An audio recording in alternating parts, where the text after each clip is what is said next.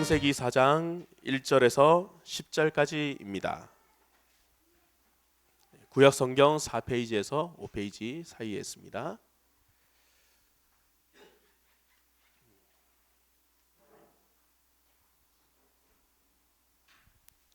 네, 다 찾으신 것 같습니다. 네, 저와 여러분이 함께 교독하도록 하겠습니다. 제가 먼저 1절을 읽도록 하겠습니다. 아담이 그의 아내 하와와 동침하매 하와가 임신하여 가인을 낳고 이르되 내가 여호와로 말미암아 득남하였다 하니라.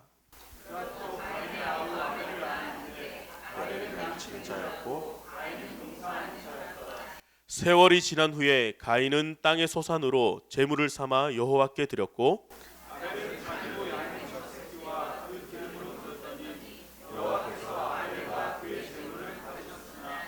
가인과 그의 제물은 받지 아니하신지라. 가인이 몹시 분하여 안색이 변하니 여호와께서 가인에게 이르시되 내가 분하여 한 것은 어찌되며 안색이 변한 것은 어찌되느냐. 내가 선을 행하면 어찌 낯을 들지 못하겠느냐. 선을 행하지 아니하면 죄가 문에 엎드려 있느니라. 죄가 너를 원하나 너는 죄를 다스릴지니라. 가인이 그의 아우 아벨에게 말하고 그들이 들에 있을 때 가인이 그의 아우 아벨을 쳐 죽이니라. 여호와께서 가인에게 이르시되 내 아우 아벨이 어디 있느냐. 그가 이르되 내가 알지 못하나이다. 내가 내 아우를 지키는 자니이까. 이르시되 내가 무엇을 하였느냐. 내 아우의 핏소리가 땅에서부터 내게 호소하느니라. 아멘. 복독한 말씀을 가지고 변명이라는 제목으로 손병세 담임 목사님께서 말씀 전해주시겠습니다.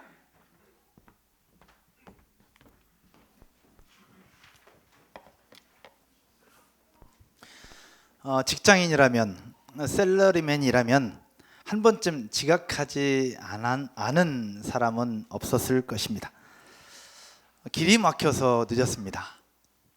또 속이 좀 안 좋아서 늦었습니다. 차 열쇠를 잃어버려서 늦었습니다. 또 우리 교회에서 가끔 듣는 이야기, 나오려고 그러는데 애가 똥을 싸가지고 늦었습니다. 뭐 등등 여러 가지 이유들을 이야기를 합니다. 지각을 한 뒤에 늘어놓는 직장인들의 별명은 국가를 막론하고 가지가지의 모습으로 나타납니다. 뉴미디어 실시간 뉴스 미디어 데일리라는 리서치 업체에서 조사를 했습니다. 미국 내 직장인 2,500여 명을 대상으로 한 조사에 따르면 직장인 13%가 일주일에 한 번 이상 지각을 한다. 또 25%가 한 달에 한 번 이상 지각을 한다. 또 지각을 하는 사람들 중에 5명 중에 1명은 상사에게 지각의 이유를 이야기를 하면서 거짓말로 이야기를 한다라는 조사가 있었습니다. 또 이 조사에 따르니까 대부분의 상사들은 지각에 대한 변명을 들을 때에 코치코치 캐묻지 않는다는 것이죠. 그런데 그 상사들 중에 35%는 지각의 이유에 대해서 믿지 않는다라고 이야기를 했습니다. 그러면 저도 여기저기서 변명 같은 변명을 듣는데 그런 이야기를 들을 때 저는 믿을까요? 안 믿을까요? 2부 예배 시간에도 물었습니다. 3부 예배 시간에도 동일하게 여쭤보도록 하겠습니다. 여러분들이 이야기하고 있는 변명 같은 변명 안 할 건데 제가 그걸 믿을까 안 믿을까? 믿을까요 안 믿을까요? 대답 안 할 줄 알았습니다. 2부 예배 시간은 다 믿는다고 했는데 3부 예배 시간 대답 안 할 것 같았습니다. 직장인들만이 아니라 우리 성경에도 이런 변명들이 심심찮게 등장을 합니다. 순종이 제사보다 낫다고 하는 말씀 여러분 아실 건데 이 말씀의 배경이 된 사무엘상 15장에 보면 전쟁에서 승리한 후에 제사를 준비하고 있는 사울 왕에게 사무엘 선지자가 이렇게 이야기를 합니다. 그때 당시에 전쟁에서 승리하고 나면 모든 짐승들, 모든 가축들을 다 죽여야 되는 진멸법이 있었고 하나님께서 다 죽이라고 명령하셨어요. 그런데 전쟁에서 승리한 후에 제사를 준비하고 있는 사울 왕에게 갔더니 짐승의 소리, 울음소리가 자꾸 들리는 겁니다. 그래서 사무엘 선지자가 사울 왕에게 묻습니다. 이렇게 들려오는 짐승의 소리는 뭡니까? 라고 얘기했을 때 사울 왕이 뭐라고 얘기를 하느냐, 나는 실로 여호와의 목소리를 청종하여 다 행하려고 했으나 백성들이 여호와께 제사하려고 양과 소를 끌어왔나이다 라고 이야기를 합니다. 누가 보더라도 변명인 건 다 아는데 결국 사울 왕은 이렇게 사무엘 앞에 변명합니다. 결국 여호와 하나님께로부터 버림받은 왕이 되는 결정적인 역할을 하게 되죠. 여기에서 바로 하나님께서 사무엘 선지자를 통해서 말씀하십니다. 순종이 제사보다 낫다라고요. 결국 사울 왕이 사무엘에게 했던 변명은 최악의 변명이 되어버리고 맙니다. 미국의 대통령을 역임했던 조지 워싱턴 대통령이 이렇게 표현한 적이 있습니다. 나쁜 변명을 하느니 차라리 변명을 하지 않는 것이 낫다. 오늘 본문에도 인류 역사를 바꾸는 최고의 변명이 기록되어 있습니다. 변명을 하느니 차라리 안 했으면 더 좋았을 텐데 변명을 하면서 결국은 인류 역사가 바뀌어진 사건. 오늘 본문의 전체적인 배경을 좀 살펴보면 이러합니다. 여러분 아실 것인데 가인과 하벨이 똑같이 하나님 앞에 제사를 드리죠. 근데 하나님이 누구의 제사만 받으세요? 아벨의 제사만 받죠. 근데 성경을 자세히 살펴보면 하나님이 아벨의 제사를 받으시는데 아벨의 제사만 받은 것이 아니라 아벨과 그의 제물은 받으셔요. 그러나 가인과 그의 제물은 받지 않으셨다라고 성경은 이야기를 하고 있습니다. 다 아시겠지만 혹시 모르시는 분들을 위해서 성경 자막 한번 보도록 하겠습니다. 3절, 4절, 5절입니다. 세월이 지난 후에 가인은 땅의 소산으로 제물을 삼아 여호와께 드렸고 아벨은 자기도 양의 첫 새끼와 그 기름으로 드렸더니 여호와께서 누구와? 아벨과 무엇은? 그의 제물은 뭐 했으나? 받으셨으나. 그 다음 절 다 같이요. 가인과 그의 제물은 받지 아니하신지라. 아멘. 분명히 가인도 정성껏 준비했을 것 같고 아벨도 정성껏 준비했을 것입니다. 우리는 배우고 또 익히기를 아벨의 제사는 희생 제사였기 때문에 하나님께서 받으셨다라고 알고 있고 또 이것도 맞습니다. 그런데 오늘은 조금 다른 관점, 다른 차원으로 살펴볼 때에 하나님께서 아벨의 제사를 받으시면서 아벨과 그의 제물은 받으셨으나 가인과 그의 제물은 받지 않으셨다라고 주신 이 말씀을 한번 돌아보았으면 좋겠습니다. 가인의 제사와 아벨의 제사는 이렇게 차이가 납니다. 근데 여러분 이번 주에 매일 성경 말씀을 보면서 큐티한 내용을 보면 이 제사의 차이 말고 또 차이가 있는 것이 있습니다. 바로 후손들의 이름을 기록하고 있는데 차이가 또 납니다. 가인의 후손들을 기록한 말씀과 아벨이 죽고 그 다음이 낳은 아들이 셋인데 셋의 후손을 기록한 말씀이 차이가 납니다. 여러분 이미 보셨으니까 자막을 좀 간단하게 몇 가지만 보면 4장 16절, 17절, 18절을 보면 가인의 후손들에 대해서 이야기를 하고 있습니다. 여러분이 한번 읽어볼까요? 같이 읽겠습니다. 가인이 여호와 앞을 떠나서 에덴 동쪽 놋 땅에 거주하더니 아내와 동침하매 그가 임신하여 에녹을 낳은지라. 가인이 성을 쌓고 그의 아들의 이름으로 성을 이름하여 에녹이라 하니라. 가인이 아들을 낳았는데 그 아들 이름이 에녹이에요. 그리고 성을 쌓았는데 그 성의 이름을 뭐라고 져요? 에녹성이라고 졌습니다. 아들의 이름으로 성의 이름을 집니다. 그만큼 가인에게 있어서는 아들이 소중했고 아들이 중심이었다는 것을 이야기하고 있는 증표입니다. 중요한 것을 함에 있어서 자기 아들의 이름으로 그것을 하고 있다는 겁니다. 이게 가인의 모습이었어요. 그 다음 절도 한번 볼까요? 18절 같이요. 시작. 에녹이 이랏을 낳고 이랏은 무후야엘은 무드사엘을 낳고 무드사엘은 라멕을 낳았더라. 쭉 보면 그냥 가인의 후예를 얘기하면서 낳고 낳았더라, 낳고 낳았더라 라고 얘기를 합니다.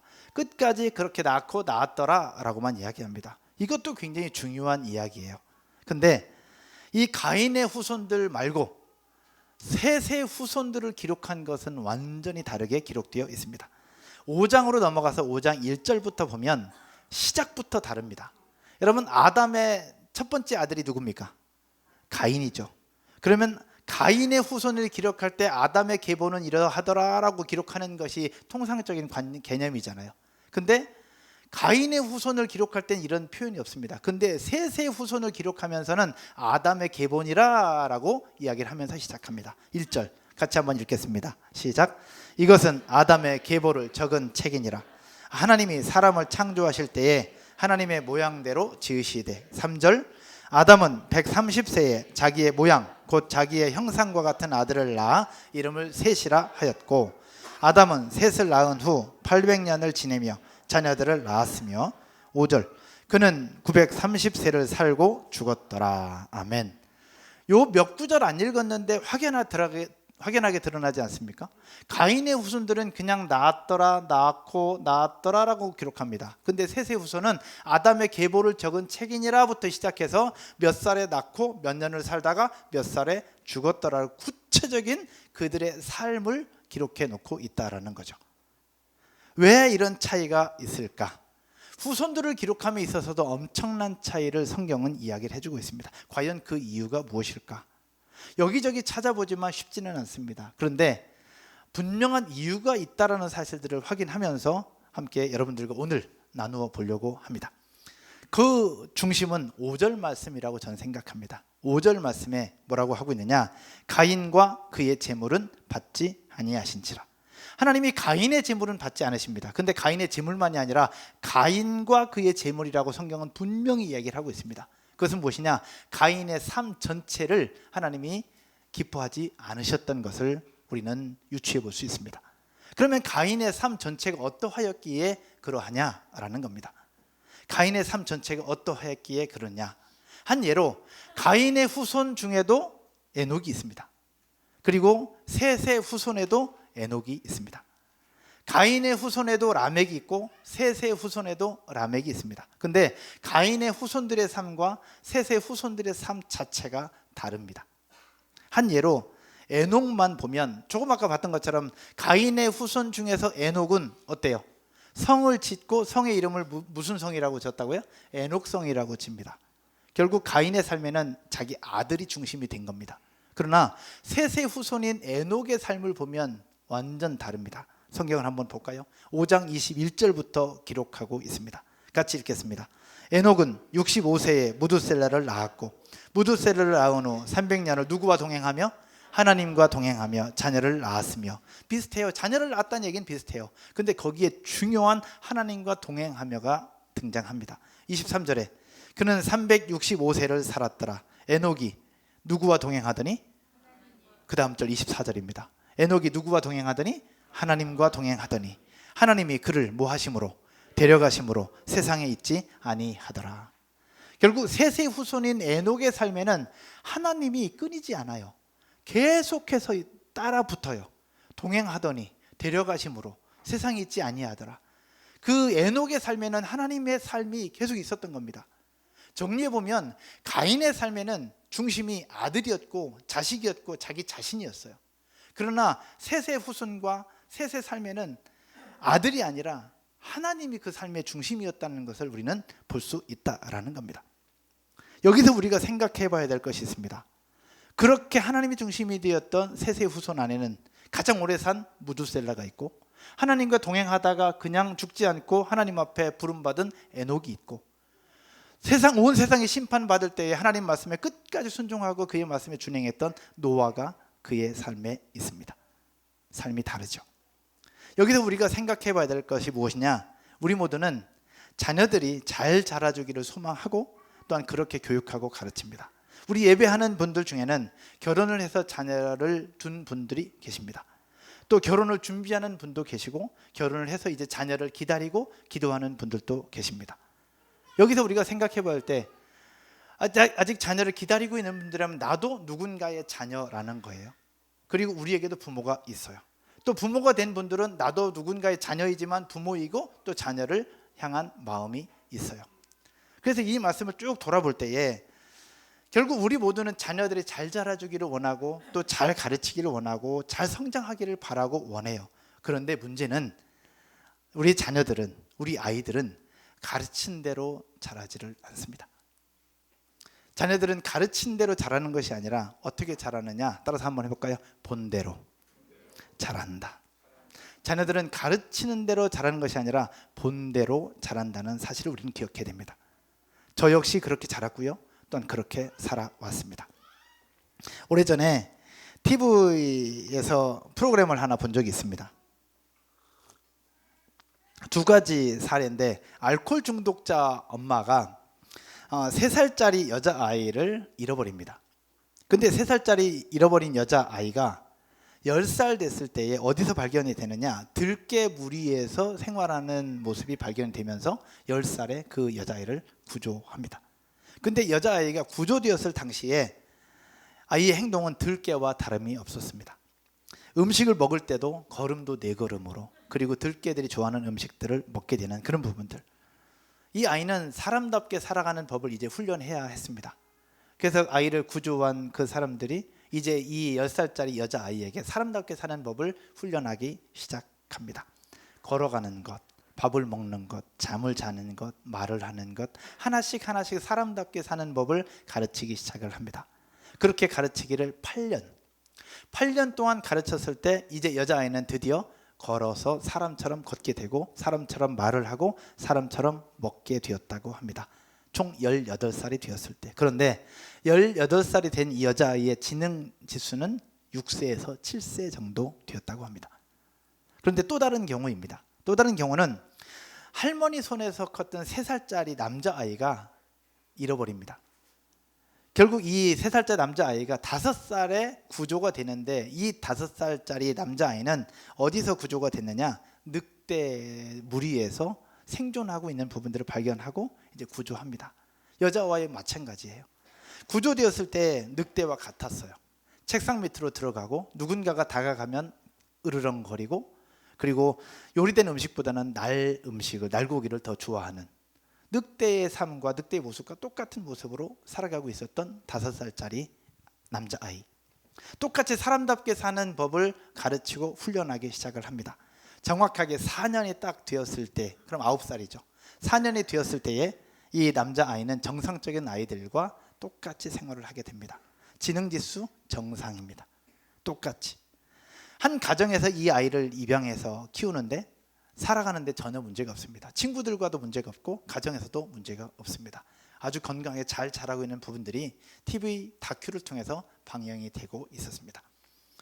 여자아이는 10살까지 들깨 무리에서 있다가 구조되어서 8년을 가르쳤는데 이제 정상이 되는 것 같았는데 지능지수가 6세에서 7세밖에 안 되는 거고, 남자아이는 5살에 발견을 해서 4년을 가르쳤는데 정상이 되었어요.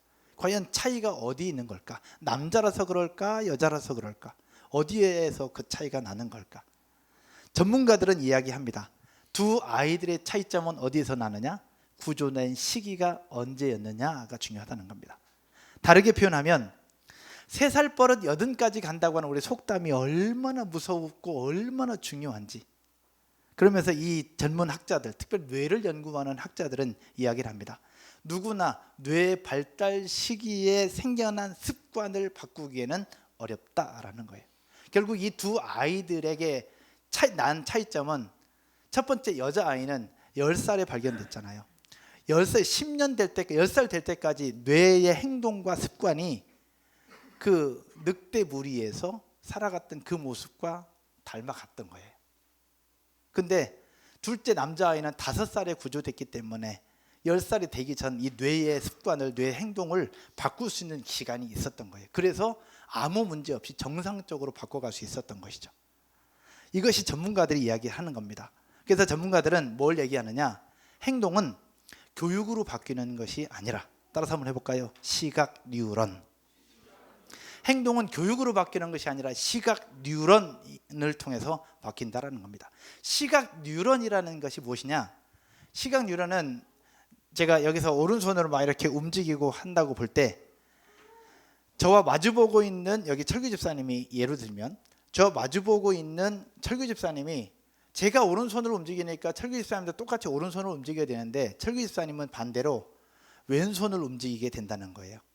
실험을 하는 전문가들이 이렇게 법칙이, 시각 뉴런의 법칙은 뭐냐, 제가 오른손을 움직일 때 맞은편에 있는 원숭이의 왼쪽 뇌가 움직이기 시작하면서 원숭이의 왼쪽 뇌와 더불어 왼손이 움직이게 된다고 하는 법칙이 시각 뉴런이라는 거예요. 즉 본대로 행동하고 들은 대로 말한다는 법칙이 시각 뉴런인데, 이 시각 뉴런을 통해서 행동이 달라지고 행동이 바뀐다라는 겁니다.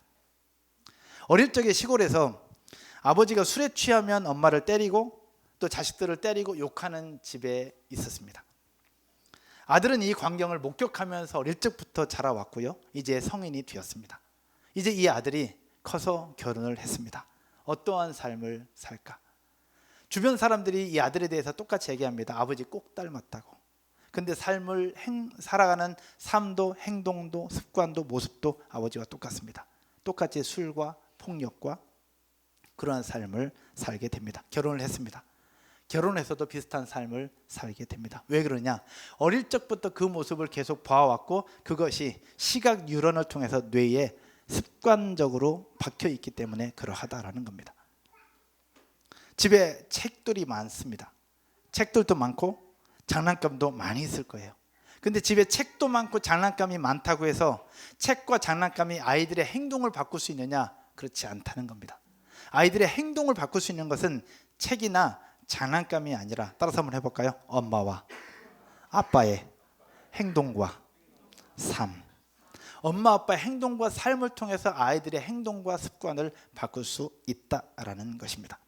그래서 들깨무리에서 산 아이는 들깨처럼 행동하는 것이고 늑대무리에서 산 아이는 늑대처럼 행동하는 것입니다. 들깨가 그 아이한테 뭐 가르쳤겠어요? 그냥 그 모습을 본 거죠. 들깨무리도 마찬가지입니다. 들깨도 뭐 가르쳤겠습니까? 그냥 그 모습 그대로 어릴 때 이 뇌가 한참 발달할 그때 그 모습을 계속 보고 왔었기 때문에 사람임에도 불구하고 네 발로 걷고 날 음식을 먹고 그렇게 살아왔던 것 아니냐라는 거죠. 뇌를 연구하는 박사님들이 동일하게 얘기합니다. 요즘 제가 뇌에 대한 책들을 굉장히 많이 읽고 있습니다. 근데 뇌를 연구하는 박사님들이 똑같이 하는 얘기가 뭐냐? 사람이 사람답게 살아가는 인성을 다루는 뇌는 10살 이전에 다 형성된다라는 겁니다. 10살 이전에 다 형성된다. 그래서 몸에 팔이나 다리처럼 없어서는 안 되는 인성교육은 10살 이전에 시켜야 된다. 그러나 또 우리 공부도 하고 뭐 단어도 외우고 해야 되잖아요. 이런 부분들은 머리에 있는 두정엽이라고 하는 뇌의 한 부분이 그 역할을 하는데 두정엽은 10살 이후에 발달되기 시작한다는 겁니다. 그래서 지식교육은 10살 이후에 해도 늦지 않다라고 하는 것이 뇌를 연구하는 박사님들의 공통적인 이야기입니다. 즉 10살 이전에 성품과 인성이 다 결정된다라는 거죠. 그래서 저희 교회가 성품학교를 하고 인성교육에 이렇게 매달리고 있고 그렇게 집중 투자하는 이유가 이것 때문에 그러합니다. 저희 교회 10살 미만 아이들이 거의 한 7, 80% 되잖아요. 이때 해야 되겠다라는 생각을 계속해서 하고 있는 거예요. 성품과 인성에 대한 부분들 이야기를 하니까 우리 어른들이기도 하지만 우리 아이들도 있고 또 우리가 관심을 많이 가지고 있으니까 성품과 인성 교육에 대해서 요즘 굉장히 많이 강조하고 있는 분 중에 한 분이 홍양표 박사님이세요. 홍 박사님에게 물었습니다. 우리 아이들에게 어떻게 하면 건강하게 행복하게 그리고 영향력 있는 삶을 살게 할 수 있을까요? 라고 물었을 때 홍 박사님이 어떤 말씀을 하셨느냐? 혹시 본인처럼 살게 하고 싶다면 안 가르쳐도 된다. 그냥 냅둬도 엄마 아빠처럼 산다 라고 얘기를 합니다. 왜? 그걸 보고 자라게 되니까. 아빠 술 마시는 거, 또 아빠의 살아가는 모습 그냥 그대로 게임하는 거 그대로 다 보고 사니까 그냥 냅둬도 그대로 산다라고 얘기를 합니다. 그러면서 얘기합니다. 현재 아빠보다 엄마보다 더 나은 삶, 더 행복하고 더 건강하고 더 영향력 있는 삶을 사는 아이들로 만들고 싶다면 어떻게 해야 됩니까? 그렇게 물었을 때 홍 박사님이 두 가지를 얘기합니다. 이건 적어 놓으셔도 좋습니다. 첫 번째는 따라서 한번 해볼까요? 약간은 위선적인 모습을 보여줘라. 자식들에게 있어서 자녀들에게 약간은 위선적인 모습을 보여주라는 겁니다. 이게 가식적인 모습이기도 한데 적어도 자식들 앞에서는 안 좋은 모습 보이지 말라는 겁니다. 싸울 수 있잖아요, 부부가. 싸우더라도 자식들 앞에서는 싸우지 말란 얘기고, 게임할 수 있잖아요. 게임할 수도 있어요. 스트레스 풀려면 또 할 수도 있다고 생각합니다. 근데 게임하더라도 자식들 앞에서는 보여주지 말라는 겁니다. 본인은 게임하면서 자식들한테는 하지 말라고 하는 게 이건 말이 안 된다는 거죠. 내가 뭔가 싸울 일이 있더라도 뭐 하더라도 자식들 앞에서는 보여주지 말라는 얘기죠. 결국 자식들 앞에서는 건강하고 좋은 모습, 행복한 모습을 보여줄 수 있는 그 노력이 필요하다. 그래야 아이들이 우리의 삶보다 더 건강하고 영향력 있고 더 행복한 삶을 살 수 있다라는 겁니다. 두 번째가 중요한데, 두 번째는 바로 뭐냐? 가정에서부터 서열을 정리하라. 따라서 한번 해볼까요? 가정에서부터 서열을 정리하라. 이거는 아이가 없는 분들, 또 결혼하셔야 될 분들도 똑같이 적용됩니다. 가정에서부터 서열을 정리해야 됩니다. 어떤 서열이냐? 바로 제일 위에가 누굴까요? 제일 위에가 하나님입니다. 제일 위에가 하나님이에요. 그 다음에 아빠, 엄마, 형이나 누나, 그 다음에 동생입니다. 이게 가정의 서열입니다. 이 가정의 서열이 정리되지 않으면 결국 이 사회에 문제가 된다는 겁니다. 이 사회에 왜 싸우고 다투느냐, 왜 동생들이 형한테 막 그러냐? 집에서부터 서열이 정리되어 있지 않기 때문에 그러합니다. 여러분 생각을 해보십시오. 집에서 엄마가 아빠를 막 무시해요. 엄마가 아빠를 무시하는데 아들이 아빠를 무시하는 모습 보면서 엄마가 넌 왜 아빠한테 그래? 말이 됩니까 이게? 말이 안 되는 거예요. 엄마부터 아빠한테 존중하는 모습을 아이들한테 보여줘야 아이들도 아빠를 존중할 수 있는 거예요. 또 거꾸로 아빠가 엄마를 존중하고 엄마한테 배려하는 모습을 보여줘야, 엄마를 보호하는 모습을 보여줘야 아이들도 엄마를 존중할 수 있는 거예요. 셋째인 경우, 우리 교회 셋 있는 경우 되게 많은데, 셋 있는 경우에 치이는 아이들이 몇 번째예요? 둘째예요. 둘째 왜 치일까요? 형한테 치이고 막내한테 치이는 거예요. 막내는 무조건 이뻐요. 그러니까 모든 게 다 오냐오냐 돼요. 근데 첫째, 둘째, 셋째면 정확한 서열을 지켜줘야 돼요. 형, 그 다음에 둘째, 그 다음 막내. 제가 민서가 있고 건우가 있어요. 둘 키워요. 저는 진짜 감사한 건 어릴 적부터 이 서열이 정리가 됐어요. 가끔 건우가 억울하니까 엄마한테 아빠한테 얘기합니다. 엄마, 누나가 잘못할 때 내가 누나 혼내도 돼? 그럼 저희가 얘기합니다. 안 돼, 너는. 누나가 너보다 우위니까. 그럼 누나는 나 혼내도 돼? 돼. 제가 그렇게 얘기합니다. 누나는 엄마나 아빠만 혼낼 수 있어. 왜 그러냐? 집에서 서열이 정리가 되지 않잖아요. 아이가 엄마를 존중 안 하고 아빠를 존중 안 하면서 하나님을 존중한다? 있을 수 없는 일입니다. 아빠에게 순종할 수 있는 아이가 하나님께도 순종할 수 있습니다. 형에게 순종할 수 있는 아이가 밖에 나와서 직장 상사에게 순종할 수 있는 겁니다. 형한테 순종 안 하고 아버지한테 순종 안 하고 엄마한테 순종 안 하는데 직장 나와서 직장 상사한테 순종한다? 쉽지 않습니다. 집에서부터 서열 정리가 되어야 밖에 나와서도 서열 정리가 될 수 있습니다. 장자들 있죠. 집안의 큰 아이들. 큰 아들을 장자라는 이름으로 특권을 주기도 합니다. 근데 집에서는 장자일 수 있으나 밖에 나와서는 장자가 되면 안 됩니다. 밖에 나와서는 자기보다 형들이 있습니다. 선생님이 있습니다. 근데 장자들이 잘못되는 부분이 뭐냐? 집에서 장자로 인정받았기 때문에 밖에 나와서도 본인이 장자가 되려고 하거든요. 그런 게 어디 있어요? 밖에 나오면 동생이지. 형의 말을 따라야 되지. 결국 홍 박사님이 얘기하는 부분들이 성경에서 얘기하는 것과 정확합니다. 집에서부터 서열을 정리해줘라. 서열을 정리하고 규칙과 질서를 정할 때 거기에서 아이들은 무엇이 생기느냐? 따라서 한번 해볼까요? 안정감이 생긴다. 안정감이 생깁니다.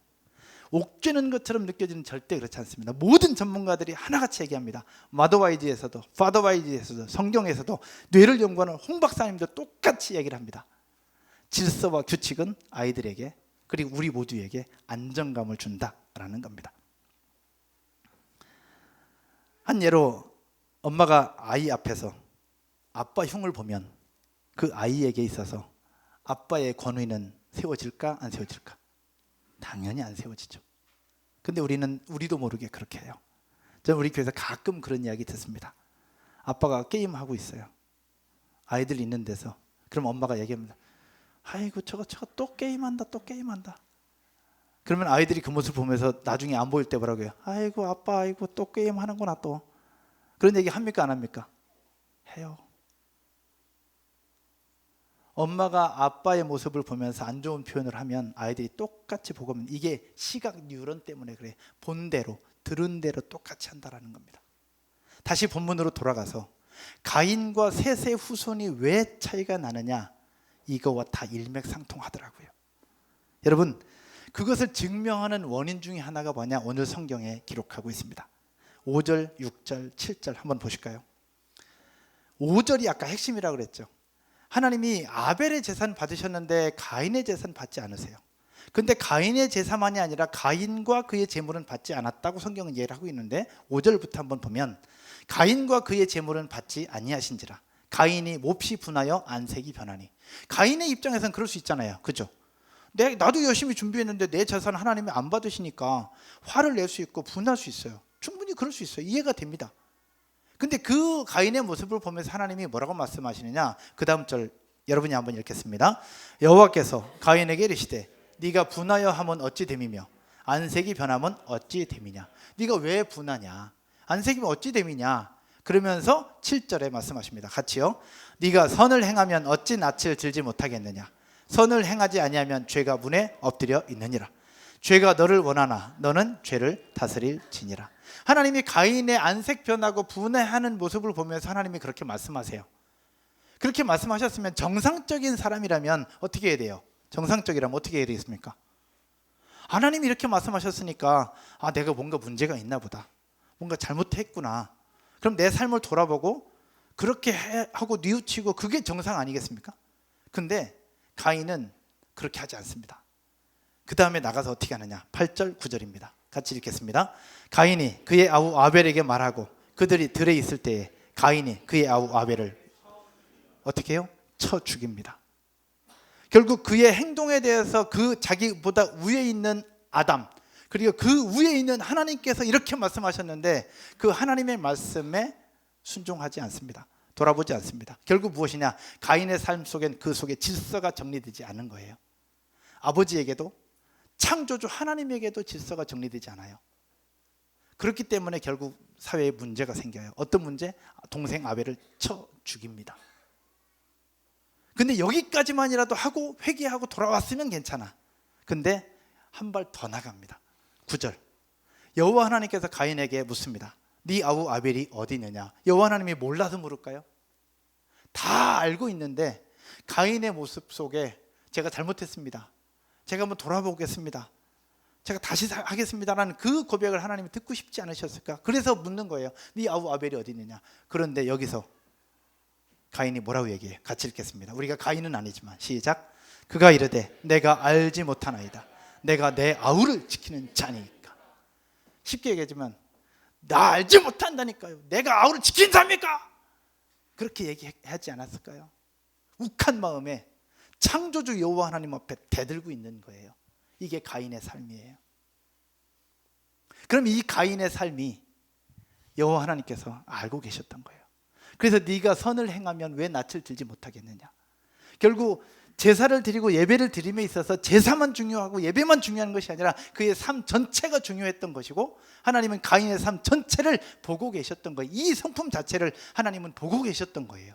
그래서 그렇게 몇 번의 기회를 줬지만 가인은 거기에 깨닫지 못하고 욱한 마음에 그 질서까지도 무너뜨려 버리죠.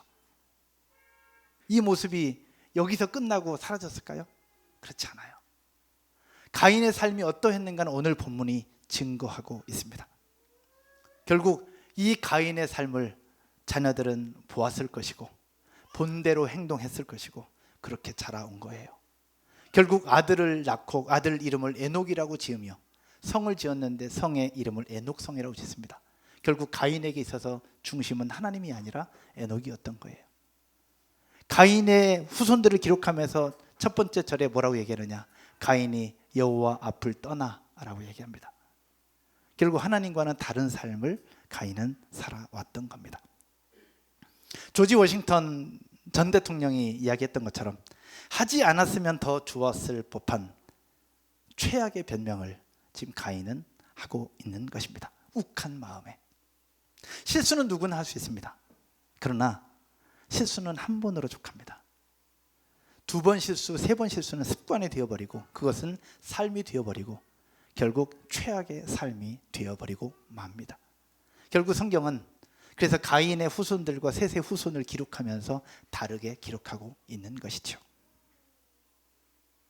말씀의 결론을 맺으면서요, 이 말씀을 한번 돌아보고 말씀을 준비하면서 저의 삶을 돌아보았습니다. 나의 모습은 과연 어떠할까? 나는 이렇게 설교할 수 있는 자신이 있나?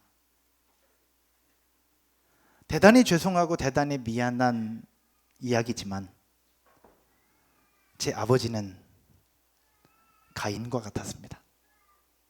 술을 드시면 저희 어머니를 폭행하는 분이셨습니다. 시골에 지게가 있죠. 지게를 받쳐놓는 작대기가 있는데 아버지 손에 닿을 만한 거리에 항상 작대기가 있었습니다. 항상 작대기가 있었어요. 그 작대기로 어머니도 맞고 형들도 맞고 누나들도 맞았어요. 저는 맞지 않았어요. 왜? 막내라서. 저는 그래도 아버지의 사랑을 받았거든요. 근데 제가 어릴 때 보았던 제 아버지의 모습은 술을 드실 때마다 때리시고 소리 지르시고 하시는 모습을 늘 보아왔어요. 저도 모르는 사이에 이 시각 뉴런이라는 것이 제 속에, 제 뇌 속에 박혀있는 부분들을 제가 보게 되었습니다. 사역자이고 결혼을 했습니다. 결혼 초창기에 제 모습을 돌아보니 가인과 같았습니다. 아내를 때리지는 않았지만, 죽이지는 않았지만 제 입술을 통해서, 제 말을 통해서 아내에게 모진 표현과 모진 말들이 다 나가고 있었던 제 자신의 모습을 돌아보니 생각이 나더라고. 현재의 모습은 어떠하냐? 셋의 후손처럼 하나님과 동행했던 에녹이라고는 볼 수 없을 것 같아요. 또 가장 오래 살았던 무두셀라, 하나님의 말씀을 다 준행하였던 노아 형님, 그분들만큼은 저는 안 되는 것 같아요. 그런데 선을 놓고 정리해 볼 때, 가인과 셋을 놓고 볼 때 그래도 셋 쪽에 많이 치우쳐 있지 않겠나, 그런 생각들을 하게 되었습니다. 그러면 여기에서 여기까지 올 수 있었던 것, 이것은 바로 하나님의 은혜였습니다. 그러면서 하나님이 어떤 은혜를 주셨는가 돌아보니, 첫 번째, 저에게 다복한 가정에서 자란 제 아내를 하나님이 저에게 붙여주셨어요. 제 처갓집은 다복한 집안이었거든요. 따뜻한 장인어른, 열심히 일하지만 아주 성품 좋으신 장모님, 첫 생리 때 온 집안이 모여서 함께 축하해주고, 지금도 가족들 모일 때마다 항상 축하해주고, 지금도 늘 따뜻한, 장애인 처제가 있음에도 불구하고 지금도 늘 따뜻한 집안에서 자란 아내를 저한테 붙여주셨어요. 그리고 저한테 좋은 멘토를 붙여주셨어요. 멘토를 통해서 제 삶이 어긋날 때마다, 제 삶에 가인과 같은 성품이 나올 때마다 지적해 주셨고, 가르쳐 주셨고, 직접 삶을 보여주셨어요. 목회자의 삶이 어떠한지, 십자가를 지는 삶이 어떠한지, 희생하는 삶이 어떠한지를 직접 보여주셨던 멘토 목사님이 저한테 계세요. 또 저에게는 이런 공동체가 있습니다. 지금까지 이런 공동체를 통하여 제가 가인과 같은 삶에서 조금씩 셋과 같은 모습으로 변화되지 않았나. 그렇다고 해서 저희 아버지를 욕하지는 마십시오. 제 아버지는 이런 과정이 없었던 거지 원래 악했던 분은 아닙니까? 아버지는 끊임없이 저를 사랑하셨던 분이에요. 저에게 한없는 사랑을 베푸셨던 분이 저희 아버지세요. 저희 아버지를 욕하지 마십시오. 돌아보니 아버지의 삶이 그러했다라는 거예요. 이 이야기를 하는 이유는 무엇이냐? 우리 모두는 나도 건강하고 행복하기를 원하고, 우리 자녀들도 건강하고 행복하기를 원해요. 그런데 우리는 내 삶을 돌아볼 때 나는 가인처럼 살고 있어요. 때론 욱하고, 내 마음에 들지 않는다고, 내가 원하는 게 안 된다고 분내고, 소리 지르고, 윽박 지르고, 때로는 손찌검하고, 그렇게 가인처럼 살아. 그러면서 내 자녀들은 셋의 후손처럼, 에녹처럼, 무두셀라처럼, 노아처럼 살기를 원하는 모습이 우리 가운데 있지 않냐라는 거예요. 성경을 보면서, 큐티책을 쭉 보면서 많은 생각들을 하게 되었습니다. 하나님, 제 모습 속에서 제가 먼저 가인처럼이 아니라 셋처럼, 에녹처럼 여호와 하나님과 동행하는 삶을 살게 하여 주시옵소서. 그렇게 살아갈 때에 셋의 후손을 통해서 하나님이 놀라운 일들을 이루셨던 것처럼, 저를 통하여, 우리의 가정을 통하여, 또 함께 성품 교육을 하는 우리 교회의 자녀들을 통하여, 놀라운 하나님의 역사들이 이루어질 거라고 믿고 기대하고 있습니다. 여러분 믿으십니까? 그러면 우리가 그렇게 한번 노력해 보십시다. 내 삶에 완전할 수는 없으나 그러나 하나님의 성품을 내가 가지고 하나님 아버지의 마음이 내 마음에 부어지고 하나님 아버지의 뜻이 나에게 부어지기를 소원하면서 한 걸음 한 걸음 나아가면 여러분 모두 다 변화되어지고 더 멋진 삶을 펼치고 여러분의 자녀들과 여러분의 가정과 여러분의 직장과 사업장에도 놀라운 하나님의 능력과 역사들이 나타나게 될 줄로 믿습니다. 손병세가 바뀌었다면 여러분 모두가 다 바뀔 수 있지 않을까. 자리에서 일어나셔서 같이 한번 찬양 드리고 기도하겠습니다.